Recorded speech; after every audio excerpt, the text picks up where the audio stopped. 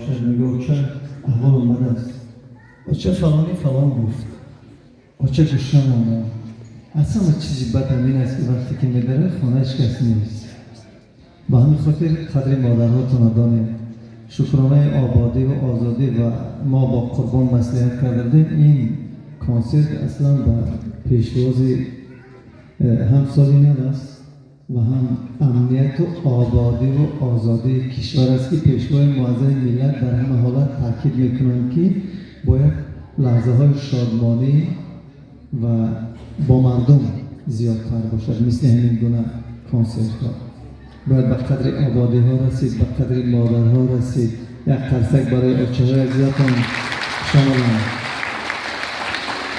من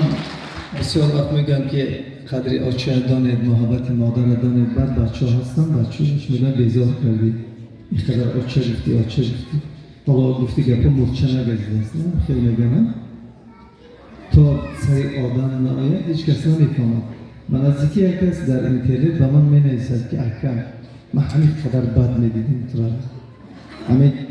در تلویزیون میخوندی میکشتم در رادیو میخوندی آشنا میکردم میکشتم لیکن حالا کجا هستی من پیش پای تو میافتم در کار شود من تعظیم میکنم بخشش میپرسم یک سال شد مادرم از دنیا درگذشت اکنون من فهمیدم که این قدر سال بار یک کوه روی دوش تو بود است مادر من میگه 50 سال داشت از دنیا هیچ چیزی ندید ما را کلام کرد میگه از دنیا گذشت زندگی همین خیلی است لیکن من آرزو میکنم که شما سلامت باشید 100 ساله شدید بعد از آن پیر شدید شما